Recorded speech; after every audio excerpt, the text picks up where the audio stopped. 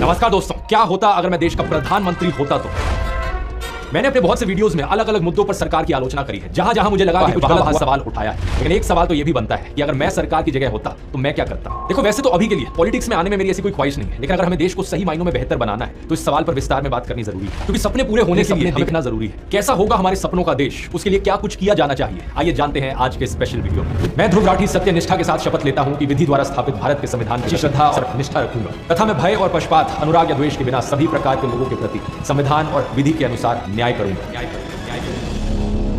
जब हम देश को स्वर्ग बनाने की बात करते हैं दोस्तों, तो अंग्रेजी में इसके लिए एक शब्द का इस्तेमाल किया जा सकता है, प्रोस्पेरिटी। और प्रोस्पेरिटी की बात करते हुए इंग्लिश में हमेशा कहा जाता है पीस एंड प्रोस्पेरिटी, क्योंकि प्रोस्पेरिटी बिना पीस के नहीं मिल सकती। पीस यानी शांति और सेफ्टी, ये किसी भी देश की नींव की तरह है। इसके कई सारे अलग अलग हिस्से हो सकते हैं, जैसे कि पहला बॉर्डर सिक्योरिटी। अगर कोई दूसरा देश हमारे देश के खिलाफ जंग पर जाए या हमारे बॉर्डर्स को इन्फिल्ट्रेट करे तो हमारी डिफेंस फोर्सेस फाइट बैक करें और हमारी सेफ्टी इंश्योर करें। दूसरा हो सकता है आतंकवादी हमलों से सेफ्टी। साल 2001 में हमने देखा पार्लियामेंट पर टेरर अटैक, 2008 में मुंबई टेरर अटैक, 2015 में हमला, 2019 में पुलवामा हमला, 2023 में Jaipur Mumbai express terror attack और हाल ही में हमने देखा रियासी आतंकवादी हमला, जहां पर 9 लोगों ने अपनी जान खोई। इन्हीं पिछले कुछ दिनों में डोडा और कठुआ में भी आतंकवादी हमले देखने को मिले, जहां पर कितने ही लोगों ने अपनी जान खोई। पिछले साल अगस्त मिनिस्ट्री ने राज्यसभा में एक स्टेटमेंट रिलीज करी थी कि पिछले 5 सालों में 761 आतंकवादी हमले देखने को मिले जम्मू एंड कश्मीर में, जिसकी वजह से 174 लोग मारे गए। हमें इन सभी तरीकों के आतंकवाद से सेफ्टी चाहिए। तीसरा है दंगे, धर्म के नाम पर या एथनिसिटी के नाम पर क्लैशेस, जैसे कि 2020 में दिल्ली के दंगे हुए। 2022 में उस वक्त के minister of state for home affairs Nityanand Rai ने एनसीआरबी डेटा के अनुसार बताया कि 2017 और 2021 के बीच में 2900 से ज्यादा कम्युनल और रिलीजियस राइटिंग के केसेस रजिस्टर किए गए थे देश में। फरवरी के महीने में 219 से ज्यादा लोग मारे जा चुके हैं, 10,000 से ज्यादा एफआईआर रजिस्टर कराई जा चुकी हैं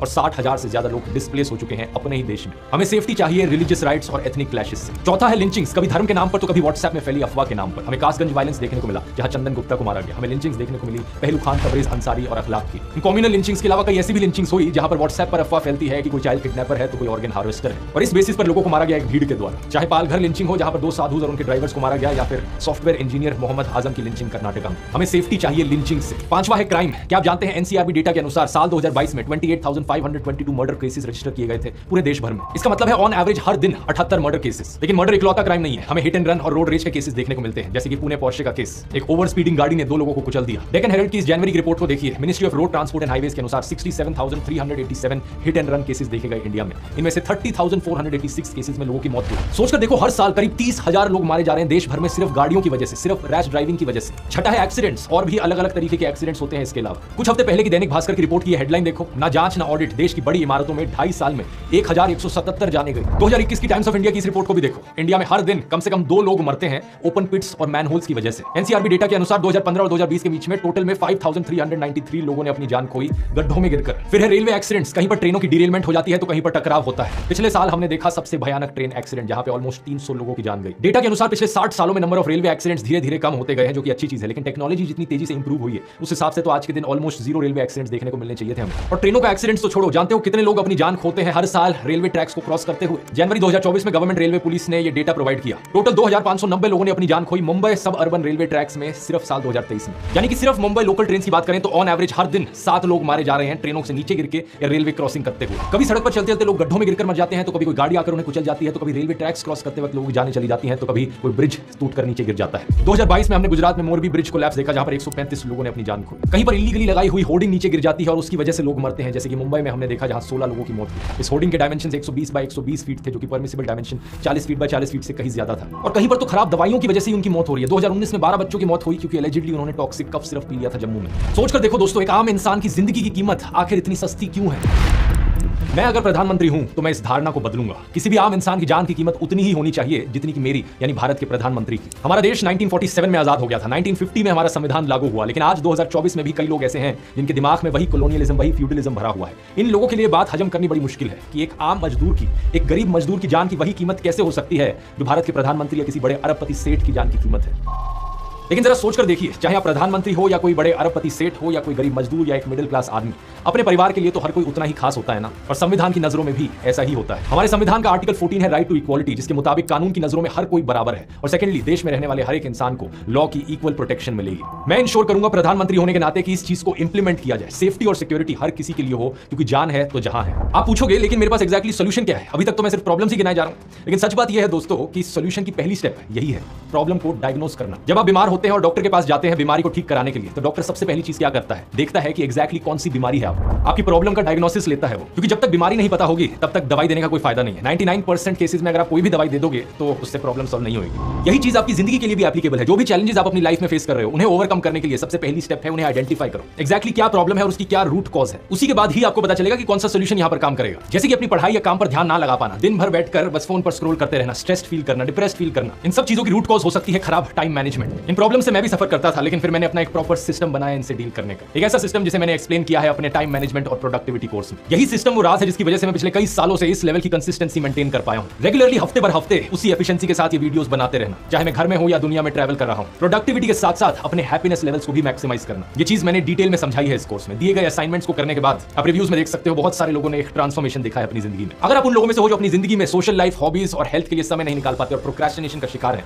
तो ये कोर्स आपके लिए है। इसका लिंक नीचे डिस्क्रिप्शन में मिल जाएगा या फिर आप इस क्यूआर कोड को भी स्कैन कर सकते हैं और आप में से पहले 1000 लोगों के लिए ये कूपन कोड PM40 40% ऑफ पाने के लिए। इस कोर्स को लेकर सबसे बड़ी कंप्लेन लोगों की ये रही थी कि ये कोर्स सिर्फ इंग्लिश लैंग्वेज में ही क्यों अवेलेबल है। तो यहां भी एक खुशखबरी देना चाहूंगा, अगस्त 2024 में इस कोर्स का हिंदी वर्जन भी रिलीज किया जाएगा। आप में से जो लोग इस कोर्स को ऑलरेडी खरीद चुके हैं या फिर इस वीडियो को देखने के बाद खरीदेंगे, उन सब के लिए हिंदी वर्जन कंप्लीटली फ्री होगा। ध्रुव राठी अकेडमी पर आप इसे फ्रीली एक्सेस कर पाएंगे अगस्त के महीने के बाद से, तो जाकर चेकआउट कर सकते हैं। और अब टॉपिक पर वापस आते हैं। दूसरा स्टेप आता है इसके बाद प्रॉब्लम को एक्सेप्ट करना, और तीसरा स्टेप फिर आता है एक्शन लेना प्रॉब्लम को सॉल्व करने के लिए। सही एक्शन लेना, सही दवाई देना। ज्यादातर केसेस में ज्यादातर पॉलिटिशियंस इन पहली दो स्टेप्स को इग्नोर कर देते हैं। वो अपने भाषण देते हैं हवा हवा में कि बच्चे देश का भविष्य है, नारी शक्ति का सम्मान, जनता जनार्दन है, ऐसी ऐसी बातें करते हैं, लेकिन प्रॉब्लम को कभी डायग्नोस नहीं करेंगे, कभी उसकी बात नहीं करेंगे और कभी एक्सेप्ट नहीं करेंगे प्रॉब्लम। सरकार में बैठे बहुत से पॉलिटिशियंस प्रॉब्लम्स को बस कारपेट के नीचे सरकाना जानते हैं कि कहीं हमारी स्टेट का क्राइम रेट ज्यादा ना दिख जाए, इसलिए कुछ केसेस में FIR ही मत लिखो। कुछ नेता तो इस हद तक गिर जाते हैं कि अगर किसी जर्नलिस्ट ने किसी क्राइम की खबर को एक्सपोज कर दिया तो उस जर्नलिस्ट को उठाकर ही जेल में डाल दो। पिछले एक वीडियो मैंने बात करी थी अंकिता भंडारी के मर्डर केस की, जहां पर पुलिस ने हिंदी न्यूज़पेपर जागो उत्तराखंड के एडिटर आशुतोष नेगी को ही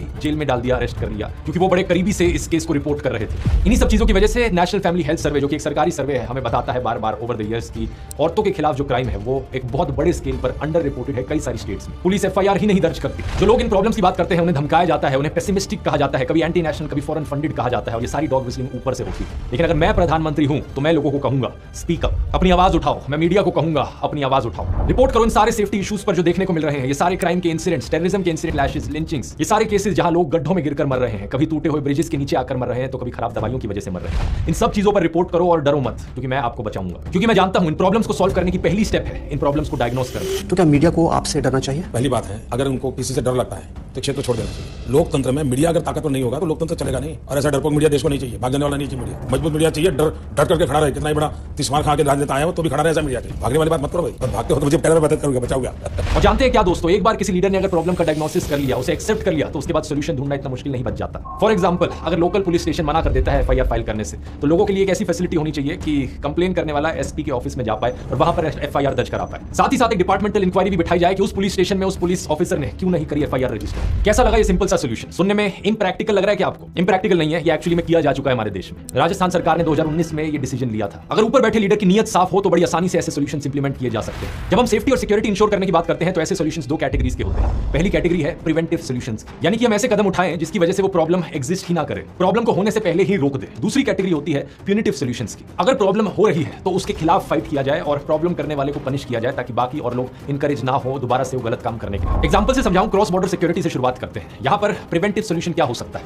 एक इफेक्टिव फॉरेन पॉलिसी होना, हमारे सारे आसपास के पड़ोसी देशों से अच्छे रिलेशंस बनाना। Former prime minister Atal Bihari Vajpayee ने बड़े फेमसली कहा था, we can choose our friends but not our neighbours, यानी कि हम अपने दोस्त चुन सकते हैं लेकिन पड़ोसी नहीं। तो मेरी सरकार पूरी कोशिश करेगी कि सभी आसपास के देशों से अच्छे रिलेशंस बने, ताकि कोई बॉर्डर क्लैशेस ना हमें देखने को मिले। लेकिन अगर किसी भी कारण से ऐसा नहीं होता तो हमारे देश को तैयार रहना चाहिए किसी भी हमले को काउंटर करने के लिए। जिन भी चीजों की जरूरत है इंडियन आर्म्ड फोर्सेस को, वो उन्हें दी जाए। बंदूक, मशीन गन, राइफल, एमिनेशन, गोली बारूद, bullet proof jackets, protective headgear, camouflage uniforms, night vision goggles, bomb disposal robot, naval ships, torpedo, submarines, fighter aircraft, helicopter, radar, ये सब ना सिर्फ अवेलेबल हो बल्कि रेडिली अवेलेबल हो। कुछ दूसरे देशों से खरीदने की जरूरत होगी तो वो सही, लेकिन साथ ही कोशिश की जाए इंटरनल मैन्युफैक्चरिंग की, दूसरे देशों से टेक्नोलॉजी आउटसोर्स हो और अपने देश में चीजों को मैन्युफैक्चर किया जाए। साथ ही साथ डिफेंस रिसर्च में खर्च किया जाने वाला पैसा बढ़ाया जाए, रिसर्च एंड डेवलपमेंट में बजट बढ़ेगा, रेगुलर इंस्पेक्शंस कराई जाए ताकि कोई भी खराब हवाई जहाज या खराब हेलीकॉप्टर की वजह से हमारे एक भी पायलट की मृत्यु ना हो। अगला प्रिवेंटिव सॉल्यूशन है यहाँ पर हमारे सोल्जर्स की मेंटल हेल्थ को एक प्रायोरिटी बनाना। ये एक ऐसा मुद्दा है जिसकी बहुत कम बात करी जाती है। 2022 में minister of state for defence Ajay Bhatt ने राज्यसभा को बताया कि पिछले 5 सालों में हमारी आर्म्ड फोर्सेस के 819 19 जवानों ने आत्महत्या करी। इंडियन प्राइम मिनिस्टर होने के नाते मेरी कोशिश होगी इस नंबर को 0 तक लेकर जाना, और ये किया जाएगा मेंटल हेल्थ प्रैक्टिशनर्स को एंगेज करके। मैं 1800 मेंटल हेल्थ प्रैक्टिशनर्स को हायर करूंगा। आप पूछोगे ये 1800 का एग्जैक्ट नंबर क्यों बोल रहा हूं? इसके पीछे एक सिंपल कारण है, हमारी इंडियन आर्मी में करीब 12 लाख एक्टिव पर्सनल्स हैं। वर्ल्ड हेल्थ ऑर्गेनाइजेशन की रिकमेंडेशन है कि हर 10,000 से लेकर 20,000 लोगों के लिए एक मेंटल हेल्थ प्रैक्टिशनर होना चाहिए देश में। लेकिन क्योंकि मिलिट्री सेटिंग और भी ज्यादा इंटेंसिव होती है, अमेरिका में जो यूएस आर्मी है उन्होंने 700:1 की रेशियो मेंटेन कर रखी है। हर 700 सोल्जर्स के लिए एक बिहेवियरल स्पेशलिस्ट उन्होंने रखा है। तो इसी रेशियो को आगे एक्सटेंड करते हुए हमारे 12 लाख पर्सनल के लिए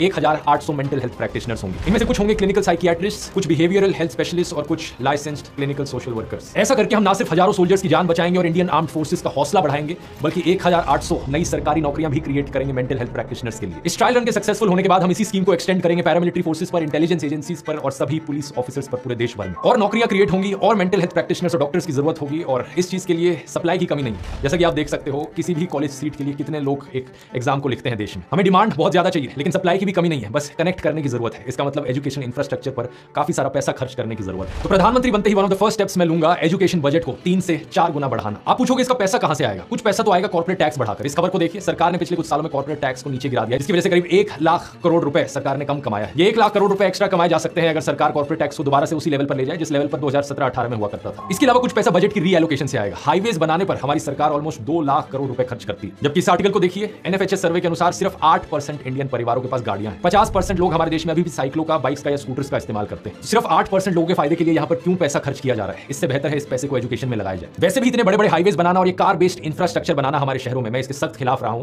और इस चीज को मैंने एक्सप्लेन किया है इस वाले वीडियो में, जाकर समझ सकते हो, उसका लिंक डिस्क्रिप्शन में। हमें जरूरत है शहरों को इंसानों के लिए बनाने की, ना कि गाड़ियों के लिए। इससे पोल्यूशन भी कम होगा, हरा भरा भी ज्यादा रहेगा शहर, और गर्मी का इफेक्ट भी कम होगा, अर्बन हीट आइलैंड इफेक्ट, जिसकी बात मैंने हीट वेव वाले वीडियो में करी थी। बाकी पैसे की बचत होगी करप्शन खत्म करके, और सेफ्टी और सिक्योरिटी के मामले में तो वैसे भी करप्शन 1% भी नहीं रहनी चाहिए, क्योंकि यही कारण है जिसकी वजह से इलीगल होर्डिंग्स खड़ी होती हैं, और जब वो गिरती हैं तो लोग मारे जाते हैं। करप्शन ही कारण है जिसकी वजह से खराब दवाइयां सेफ्टी चेक से पास हो जाती हैं। मसालों में कैंसरस केमिकल्स पाए जाते हैं क्योंकि फूड सेफ्टी वाला वहां पर रिश्वत खाता है। करप्शन के पीछे 3 मेन रीजन है। पहला कारण है टॉप डाउन अप्रोच, जो कि सबसे बड़ा रीजन है करप्शन के पीछे। किसी भी पुलिस वाले को जब आप रिश्वत देते हो, सरकारी अफसर को रिश्वत देते हो, कभी उनसे पूछकर देखो कि वो क्यों रिश्वत मांग रहे हैं, तो उनका जवाब आएगा कि उन्हें ऊपर कुछ पैसा देना होता है, ऊपर भी कुछ कट देना होता है। और वो ऊपर वाले अफसर से जाकर अगर आप कभी पूछोगे तो वो बोलेगा कि मुझे और ऊपर कट देना होता है। यहाँ पर एक पूरी चेन फॉलो होती है करप्शन की, एक ऐसी चेन जो पहुंच जाती है सीधा चीफ मिनिस्टर या प्राइम मिनिस्टर तक। यानी किसी भी देश में करप्शन की असली रूट उस देश के पीएम या स्टेट के सीएम होते हैं। इस चेन को अगर तोड़ना है तो वो ऊपर से ही तोड़ा जा सकता है, जब ऊपर बैठे लीडर की नीयत साफ हो। दूसरा कारण है करप्शन के पीछे पुलिस ऑफिसर्स और बाकी सरकारी एम्प्लॉयज का ओवरवर्क्ड होना और अंडरपेड होना। इस पर आपको ढेर सारे आर्टिकल्स मिल जाएंगे ऑनलाइन कि कैसे हमारे देश में पुलिस ऑफिसर्स ओवरवर्क्ड हैं, 12-12 घंटे काम कराया जाता है उनसे और पेमेंट ढंग से नहीं मिलती। कई रिपोर्ट्स ये सामने आई हैं जो बताती हैं कि ढेर सारी स्टेट्स में पुलिस बहुत अंडरस्टाफ्ड है और ओवरबर्डन्ड है। सॉल्यूशन सिंपल है, इसका पुलिस की संख्या डबल कर दो। कोर्ट्स और जजेस की बात करें तो वहां भी यही हाल है, ओवरबर्डन्ड है। Former chief justice of India TS Thakur तो अपनी स्पीच में इस ओवरबर्डन की बात करते हुए रो भी पड़े थे एक बार। Speeches have been made in the past, in conferences, in seminars, debates in the parliament, but I think nothing really appears to be moving. यहाँ भी वही सोल्यूशन है कि जजेस और कोर्ट्स की संख्या बढ़ाई जाए। तीसरा कारण करप्शन के पीछे है ग्रीड, किसी इंसान का लालची होना, और ये एक्चुअली में सबसे छोटा कारण है मेरी राय। अगर पहले 2 कारणों का सोल्यूशन निकाल दिया तो तीसरा कारण सॉल्व करना बड़ा आसान है। स्ट्रिक्ट लॉज और हार्श पनिशमेंट, ताकि कोई भी ऐसा करने की ना सोचे। पुलिस की बात करें तो हमें पुलिस रिफॉर्म्स की भी जरूरत है। जब कोई केस मीडिया स्पॉटलाइट में आ जाता है, उस पर काफी आउटरीच होती है, तो सबकी एक ही डिमांड होती है हमेशा कि इस केस को सीबीआई को ट्रांसफर कर दिया जाए, क्योंकि एक परसेप्शन लोगों की ये बन गई है कि स्टेट पुलिस किसी भी इंपॉर्टेंट केस में सही से इन्वेस्टिगेशन नहीं कर सकती। जरा सोचकर देखो, किसी केस को अगर मीडिया स्पॉटलाइट नहीं मिली, जिसे सीबीआई में ट्रांसफर नहीं किया गया, तो क्या उसमें बढ़िया इन्वेस्टिगेशन की जरूरत नहीं है क्या? उन केसेस का क्या? इसलिए जरूरी है कि हर एक स्टेट में सीबीआई टाइप की एक ऑर्गेनाइजेशन हो जो इन्वेस्टिगेशन करे, केस सॉल्व करे, जिसकी उसी हिसाब से ट्रेनिंग करी जाए। स्टेट लेवल पर एक इन्वेस्टिगेटिंग एजेंसी बनाई जाएगी और हर एक केस का इन्वेस्टिगेटिंग ऑफिसर इसी ब्रांच से होगा। अब सोचकर देखो दोस्तों, ये सारे सही कदम उठाने से देश में क्या क्या सही हो जाएगा। देश के सभी पुलिस ऑफिसर्स और सरकारी कर्मचारियों को अच्छी सैलरी मिलेगी, अच्छा मेंटल हेल्थ केयर मिलेगा, उन्हें मेडिकल इंश्योरेंस, लाइफ इंश्योरेंस और फैमिली बेनिफिट्स भी मिलेंगे। सबके लिए स्ट्रिक्टली 8 घंटे की लिमिट सेट करी जाएगी, कोई भी दिन में 8 घंटे से ज्यादा काम नहीं कर सकते। ज्यादा वर्कलोड को मैनेज करने के लिए सफिशिएंट पुलिस फोर्स होगी, वैकेंसी सारी फिल करी जाएंगी, करप्शन खत्म हो जाएगा, ईमानदारी से काम होगा। इसकी वजह से हर एक देशवासी के मन में पुलिस के प्रति सम्मान होगा, ग्रेटिट्यूड का भाव होगा, और पुलिस वाले भी हर एक नागरिक से सर या मैम करके बात करें, ये उन्हें कहा जाएगा, चाहे वो कितने भी अमीर या कितने भी गरीब क्यों ना। इमेजिन करो, पुलिस के सिस्टम में ही ऐसा रूल बना दिया गया कि हर एक पुलिस ऑफिसर किसी भी सिटीजन से बात करते वक्त उन्हें सर या मैम करके एड्रेस करेगा। अपने आप माइंडसेट में चेंज आने लगेगा। सेक्सुअल हैरेसमेंट जैसे क्राइम्स की बात करें तो वहां पर भी लोगों के माइंडसेट और एटीट्यूड को बदलने की जरूरत पड़ेगी, जो कि मेन रूट कॉज है। कुछ लोगों का माइंडसेट जो एक औरत को इंफीरियर सब ह्यूमन मानता है, औरत को ऑब्जेक्ट की तरह देखता है। इसकी बात मैंने कई वीडियोस में करी है, जैसे कि एनिमल वाला वीडियो। अब मैं ये नहीं कह रहा कि मैं एनिमल जैसी फिल्में या हनी सिंह और बादशाह टाइप के गंदे गानों पर बैन लगा दूंगा, क्योंकि मेरा मानना है फ्रीडम ऑफ एक्सप्रेशन में। लेकिन प्रधानमंत्री होने के नाते मैं रिक्वेस्ट करूंगा सिंगर्स और बॉलीवुड एक्टर्स से कि वो अपनी फिल्मों से और गानों से मिसोजिनी को हटाएं, औरतों की ऑब्जेक्टिफिकेशन को हटाएं, और मैं खुद से अच्छे कंटेंट को प्रमोट करूंगा। ये माइंडसेट बदलने का एक और तरीका होगा स्कूल में जेंडर सेंसिटाइजेशन क्लासेस को इंट्रोड्यूस करना। बचपन से ही बच्चों को सही माइंडसेट सिखाया जाए, जिससे कि जब वो बड़े हो तो समाज में अपने आप ही सही मानसिकता फैले। वेपन्स लॉबी वाले वीडियो में मैंने डिस्कस किया था कि कैसे ऑस्ट्रेलिया और सर्बिया जैसे देशों ने अपने देश में मौजूद इलीगल हथियारों को खत्म कर दिया एक एमनेस्टी पीरियड जारी करके। उन्होंने अपने देशवासियों से कहा कि जिसके पास जितने भी इलीगल हथियार हैं हमें आकर सौंप दो सरकार के पास, और अगर आप इस टाइम पीरियड में हमें दोगे तो आपके खिलाफ कोई एक्शन नहीं लिया जाएगा। एक महीने के अंदर अंदर 1 लाख से ज्यादा इलीगल वेपन्स इकट्ठे हो गए थे सर्बिया में। ऐसा ही कुछ मैं करूंगा इंडिया में इलीगल हथियारों को खत्म करने के लिए। इन सारे प्रिवेंटिव और प्यूनिटिव सॉल्यूशंस को इंप्लीमेंट करके हम एक ऐसा इंडिया बनाएंगे जो ना सिर्फ हर इंडियन के लिए सेफ और सिक्योर हो, बल्कि हर फॉरेनर के लिए भी। आपको ये सॉल्यूशन शायद इम्प्रैक्टिकल लग रहे हो, लेकिन इनमें से कोई भी सॉल्यूशन ऐसा नहीं है जो पहले कहीं इंप्लीमेंट ना किया गया। सिंगापुर वाले वीडियो में मैंने बताया था कि कैसे 1960s में सिंगापुर का बुरा हाल था, पॉवर्टी वहां हर जगह देखने को मिलती थी, एथनिक क्लैशेस देखने को मिलते थे। लेकिन ग्लोबल पीस इंडेक्स 2024 की इस लिस्ट को देखो, सिंगापुर नंबर 5 पर है। अगर सिंगापुर यहां तक उठकर आ सकता है तो हम इंडिया को भी नंबर 1 ले जा सकते हैं रैंक में इस लिस्ट पर। World's most peaceful and prosperous country, हमारा देश, द रिपब्लिक ऑफ इंडिया। कैसा लगा मेरा सपना दोस्तों? ये एक स्टार्टिंग पॉइंट था वीडियो। एक वीडियो में सारे इश्यूज की बात करना पॉसिबल नहीं है, तो इस वीडियो में मैंने सेफ्टी और सिक्योरिटी पर फोकस किया। लेकिन अगर आपको प्राइम मिनिस्टर ध्रुव राठी का वीडियो अच्छा लगा तो नीचे कमेंट्स में लिखकर बताओ ऐसे ही और वीडियोस देखना चाहोगे। Unemployment, inflation, poverty, wealth inequality, loneliness, pollution, climate change और बायोडाइवर्सिटी लॉस जैसे इश्यूज को टैकल करते हुए इस पर पूरी एक सीरीज बनाई जा सकती है। अगर आप इंटरेस्टेड हो तो नीचे कमेंट्स में लिखकर जरूर बताना। और अभी के लिए टाइम मैनेजमेंट कोर्स का लिंक नीचे डिस्क्रिप्शन में मिल जाएगा, या फिर आप इस QR कोड को भी स्कैन कर सकते हैं। कूपन कोड है PM40। ये वीडियो पसंद आया तो सिंगापुर वाला वीडियो जरूर देखना यहां क्लिक करके, जिसमें मैंने समझाया है कि कैसे सिंगापुर एक डेवलपिंग से डेवलप्ड कंट्री बन गया, कैसे वो एशिया की नंबर 1 कंट्री बन गया। यहां क्लिक करके देख सकते हैं। बहुत बहुत धन्यवाद।